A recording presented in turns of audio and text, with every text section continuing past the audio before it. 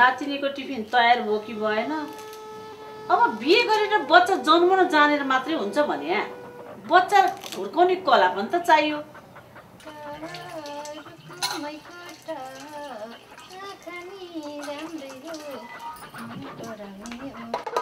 बिहानदेखि एक गिलास तातो पानी मागेको फिटिक्क टेर्दिन।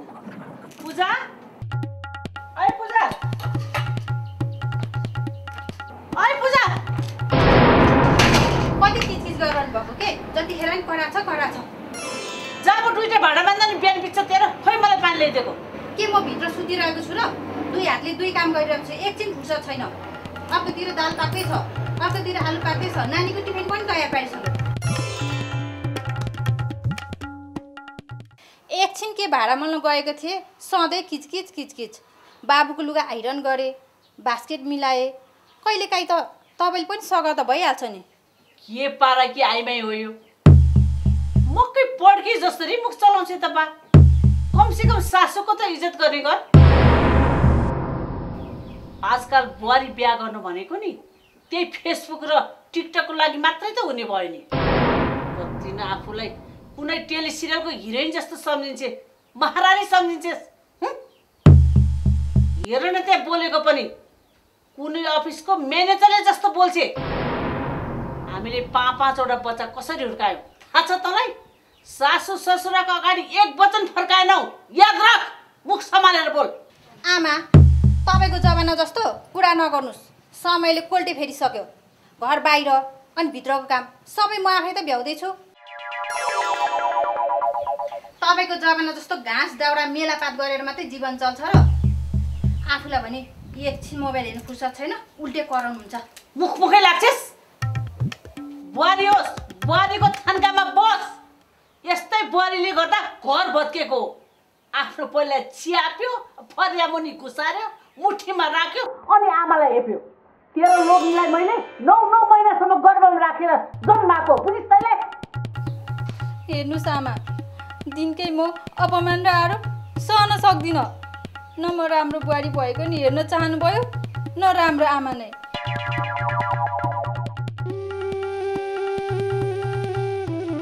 तपाईँ त सधैँ मेरो खोट माथि खोज्नुहुन्छ। म सहन सक्दिनँ। म पनि मानिस हो, नोकर होइन नि। तपाईँको छोरोले मलाई माया गर्छ भनेर आएको हो, म दासी बन्न होइन।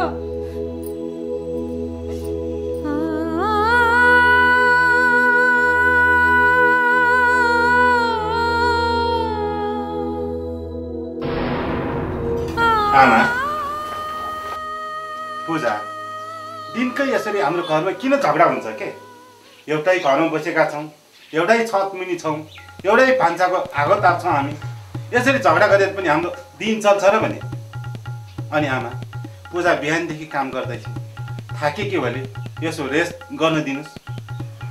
अनि पूजा, तिमी पनि आमालाई अलिकति रेस्पेक्ट गर्न सिक। यसरी झगडा गरेर हाम्रो जीवन कसरी चल्ला र के? हेत घरमै आउनु छेउदा छ।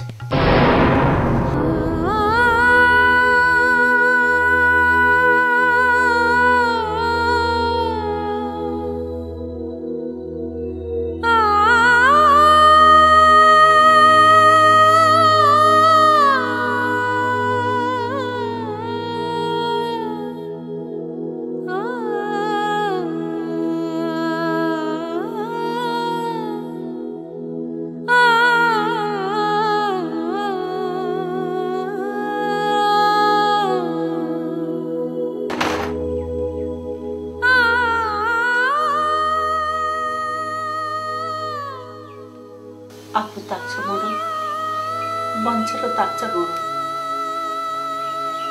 अब यो घरमा सबैभन्दा खराब मै त देखेँ। मेरो पीडा कसले बुझ्छ?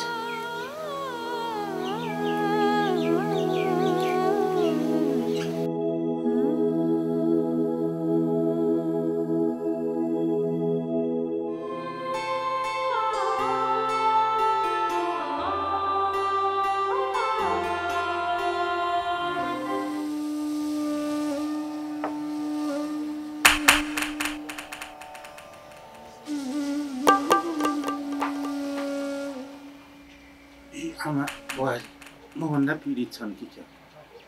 आमा सधैँ रिसाउँछिन्, पूजा सधैँ थाकेको देखिन्छ। यी दुईजनालाई कसरी मिलाउने कि मैले? आकाश बाबु, आज तिम्रो घरमा बिहान चर्का चर्की स्वरले वाद विवाद गरे जस्तो सुनेको थिएँ। के छ, सबै कुरो ठिक छ? बसेर कुरा गरौँ। थ्याङ्क यू भाइ।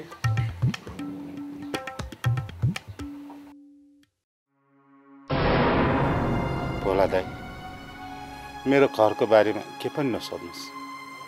मेरो घर त घर जस्तै छैन अहिले। पूजा र आमालाई जति सम्झाउँ झन् झगडा बढिरहेको छ। मलाई लाग्छ अहिले त म एक्लै कतै गएर बसौँ एकान्तमा जस्तो भइसक्यो मलाई। हेर बाबु, सासु बुहारीको सम्बन्ध झगडा भनेको केटाकेटीको भाँडाकुटी खेले जस्तै हो। परिवारमा कहिलेकाहीँ ठाकुर ठुक्कर त भइहाल्छ नि। तर बाबु, भाँडा फुट्यो भने घरको भान्सा चल्न गाह्रो हुन्छ नि। त्यसैले तिमी दुई बिचको सम्बन्धको पुल हो। बाँड्नेलाई बग्लिदेऊ, तर बाँड्ला पनि बनाइराख। दाजु, यस्तो राम्रो सोच मेरो मनमा कहिल्यै पलाएन। मैले सोच्थेँ यो सासु बुहारीको बिचमा म जहिले पनि थिचेको महसुस गर्थेँ। तिमी थिचेको होइन आकाश, बरु तिमीले परिवारलाई मिलाउने जिम्मेवारी पाएकोमा गर्व गर न तिमीले। हेर आकाश, तिम्रो श्रीमती तिमीलाई माया दिन भनेर आएकै हुन् यस घरमा। आमा त तिमीलाई जन्म दिनुभन्दा अगाडि नै बनेको हो। अब दुवैको समानता तिमीबाट सुरु हुन्छ। अब म यसरी बसेर भएन। सर्प पनि मर्ने, लट्ठी पनि नबाच्ने उपाय निकाल्नु पर्यो।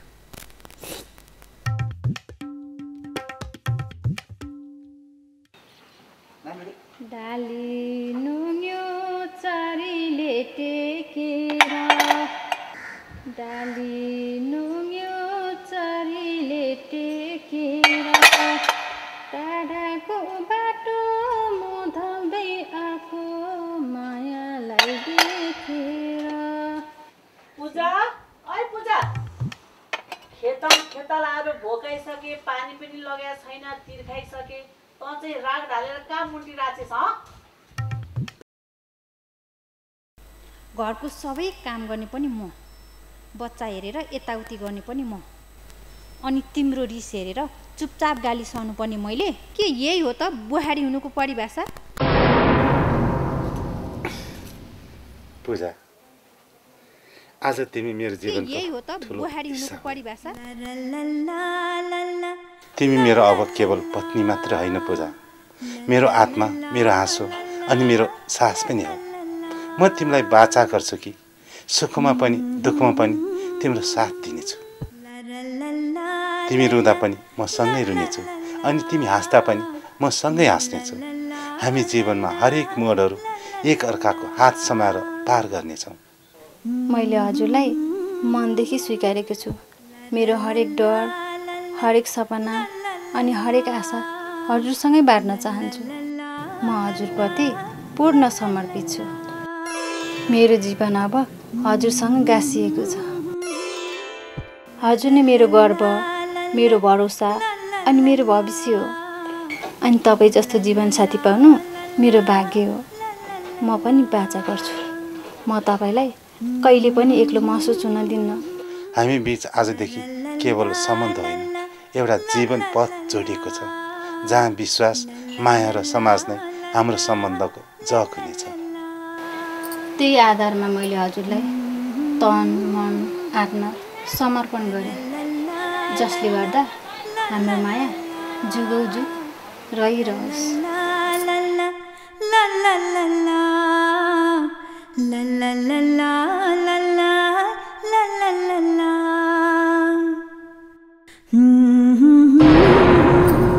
कति सपना बोकेर आएको थियो यो घरमा, तर यहाँ त म छु भन्ने अनुभूति नै हराइसकेछ। चुप लाएर बस्नेलाई कमजोर ठानिन्छ।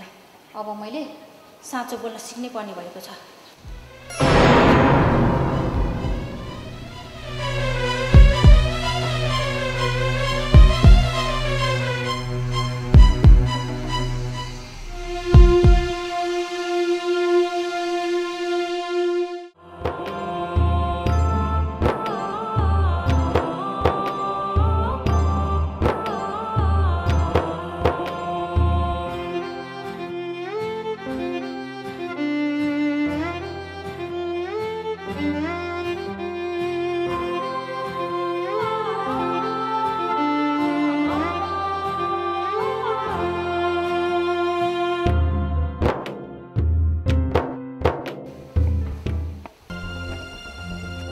पूजा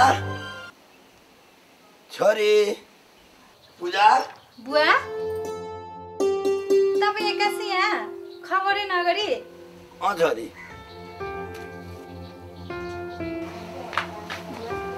भाग्यमानी घरमा सबैलाई सन्चै हुनुहुन्छ नि सन्चै छ छोरी मम्मीहरूलाई सबलाई सन्चै भाइ बहिनीलाई सबलाई सन्चै छ खबरै नगरी आउनुभयो त ए तिम्रो सासूले मलाई फोन गर्नुभएको थियो आजभोलि अलि बढी बोल्दै छोरी नि तिमी छोरी अनि तिमीले मेसेज मलाई पठाएको मेसेजमा पनि नराम्रो नराम्रो शब्द लेखेर पठाइदियो के हो तिम्रो घरमा सधैँ रडाको कलङ्क मात्रै हुन्छ ओहो अब म आफ्नो पीडा आफ्नै बुवालाई भन्न पनि नपाउने के यो जेल हो मैले सासूलाई 2-4 शब्द नराम्रो कडा बोलेकै हो के म सधैँ अपमान सहेर बस्नुपर्छ भन्ने पनि त छैन नि त के बुहारी भन्दैमा सधैँ चुपचाप बसेर अपमान सहेर बस्नै पर्छ भन्ने छ र जुन घरमा बुहारीले दुःख पीडा सहेर बस्छ त्यो अपराध हो यो घरमा मलाई बुहारीको होइन नोकरको जस्तो व्यवहार गर्छन् अनि मैले सासूलाई सासूको होइन आमा सर व्यवहार गर्दा पनि उहाँ तानासा भइदिनुहुन्छ अनि म के गरौँ बुवा तपाईँ आफै भन्नुहोस् न ओहो भाइ साहब नमस्कार म नातिनी भेट्न आएको सबै घर परिवारलाई ठिक छ नि ठिक छैन यो घरमा काम गर्ने मान्छे चाहिएको थियो पाहुना होइन अनि यो घरमा भाइयो पसेको छ सानो झिल्कोले पनि यो घर पुरै जल्न सक्छ अनि फेरि तपाईँ निम्तो नि सिम्तो हातमा चिम्तो बोकेर किन आउनुभएको यो घरमा अनि छोरीको घरमा आउँदा यसो फलफुल सलफुल बोकेर आउनुपर्छ भन्ने थाहा छ नि तपाईँलाई बुढो भइसक्यो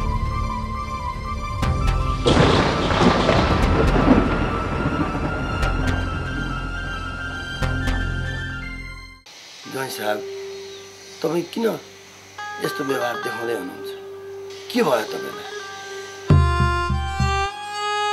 हो आकाश अब चाहिँ अति भयो है के भयो तिमीलाई प्लिज चुप लाग बस पूजा बस अब म चुप लागेर बस्दिनँ तिम्रो बाउलाई 2 शब्द मैले ठुलो आवाजले के बोले चित्त दुख्यो तिमीलाई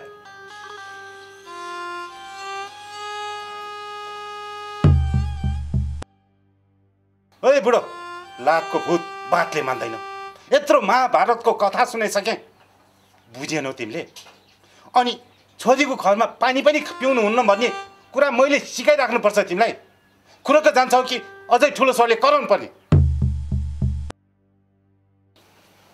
हुन्छ जय साहब म जान्छु तर म जानुभन्दा अगाडि मेरो केही गल्ती भए हजुरसँग माफ मागेर जान्छु जय साहब बुवा के भन्नुभएको हजुरले यिनीहरूसँग माफी माग्ने बोट गतिलो भएको फल गतिलो फल्छ आमा छोरा पूजा थुतोनु बन्द गर्छस् कि म सिलाइदेऊ तेरो लागि तेरो बुवा ठुलो तर मेरो लागि मेरो आमा ठुलो हुन्छ थाहा छैन त्यति पनि अनि मैले तिम्रो आमालाई कहिले सानो भनेको छु र के भने के नभने सब कुरा थाहा छ मलाई अनि तिमीले मेरो आमालाई के कुरा भन्यौ अनि के कुरा प्रहार गर्यो त्यो पनि मलाई सब कुरा थाहा छ तिमीले जे भने पनि मैले कहिले केही भनिनँ किन थाहा छ हो आमा कठोर हुनुहुन्छ तर उहाँको कठोरतामा प्रेम छल्किएको छ त्यो कुरा तिमीले कहिले बुझ्ने कोसिस पनि गरेनौ म तिमीलाई दोष दिन आकाश बे गरेको यतिको वर्ष भइसक्यो न तिमीले मलाई साथ दिएको छौ न त आमालाई नै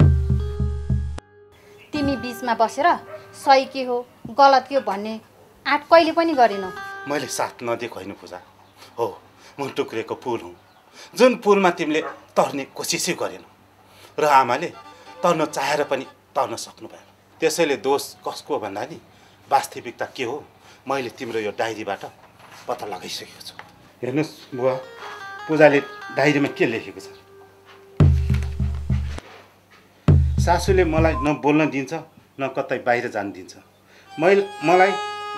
मलाई बुहारी भएर आफ्नो अस्तित्व गुमाएकी छु रे यस्ता कुरा मनमा पाल्नुभन्दा डायरीमा लेखेर मन तिम्रो शान्त भयो होला तर यस्ता कुरा लेख्नु अगाडि तिमीले कहिले सोच्यौ कि यो तिम्रो श्रीमान तिम्रो सासूको छोरा हो भनेर तिमीले जे गुमायो त्योभन्दा ठुलो तिमीले श्रीमान पाउनु भनेको तिम्रो सासूले छोरा गुमाएको हो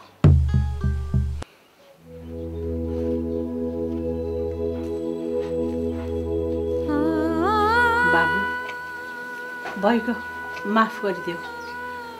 बुहारीले पनि आफूले गल्ती गरेको महसुस गरिसके।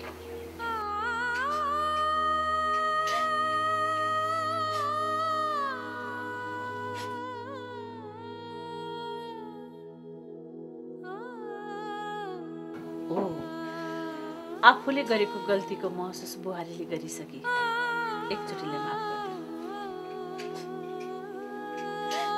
छोरी, घरको यस्तो वातावरण भएकोले नातिनीले शुद्ध म सासू कहिले नै नबन्ने, म छोरी नै भएर बस्छु भन्न भनेकी होइन। बुवा, म नि हजुरको छोरी हो। यस घरमा विवाह गरेर आएदेखि सासूलाई आमाको जस्तो व्यवहार गर्न चुकेको थिएँ। आमा, म थाकेको थिएँ, तर हजुरको मन पनि थाकेको छ भनेर मैले बुझ्ने कोसिस गरिनँ। माफ गरिदिनुहोस्। बुहारी, सासू भन्न जति सजिलो हुन्छ आमा भन्न त्योभन्दा अझै गाह्रो हुन्छ। म पनि कोसिस गर्दैछु। पूजा, मैले आज तिमीलाई कठोर शब्द परे, तर यो शब्द तिम्रो व्यवहारको ऐना थियो।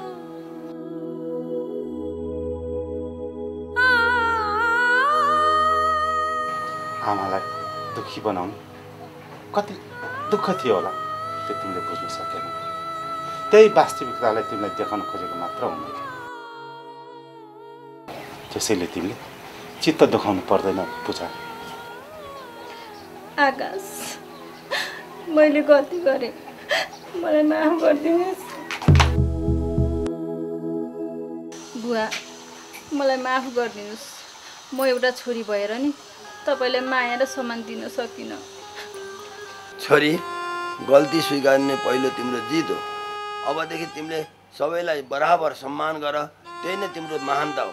पूजा, तिमी वास्तविक कुरा सुन्न चाहन्छौ? अहिलेसम्म मैले जे गरेँ त्यो सबै अभिनय थियो।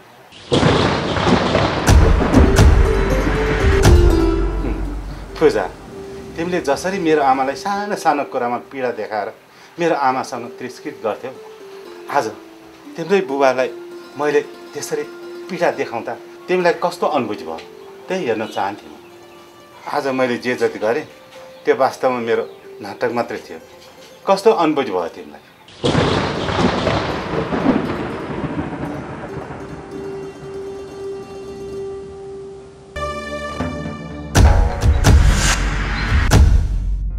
बुवा, मलाई माफ गर्नुहोस्।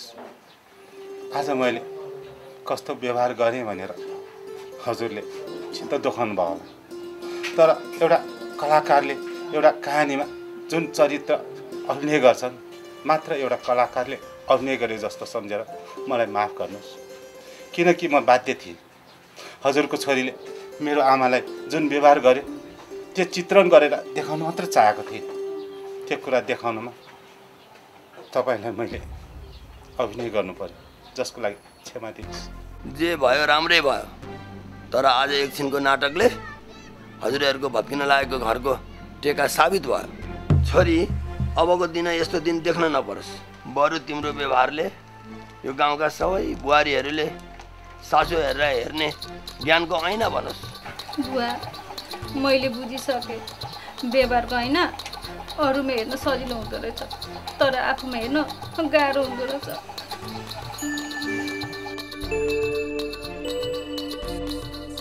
आकाश, म माफीको लायक त छैन होला, तर मलाई माफ गरिदिनुहोस्।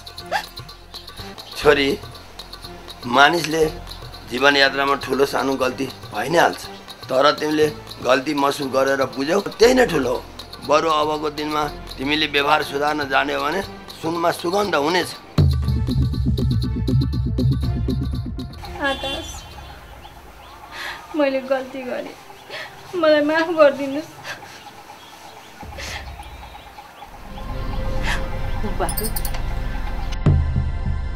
पूजा, अब हिजोको कुराहरू सबै भुलिदेऊ। अबको दिनमा हामी सबै एक अर्काको सहारा बनेर यो घरलाई स्वर्ग बनाउनु छ। घर भनेको चार पर्खाल होइन, माया र आत्मसम्मानले बनेको एउटा संसार हो। जहाँ एकले अर्कोलाई बुझ्न सके त्यहाँ परिवार हुन्छ। मानव सम्बन्धहरू ऐना जस्तै हुन्, जस्तो व्यवहार गरिन्छ त्यसैको छाया फर्किन्छ। समझदारी र सम्मानले नै घरमा शान्तिको बसोबास हुन्छ।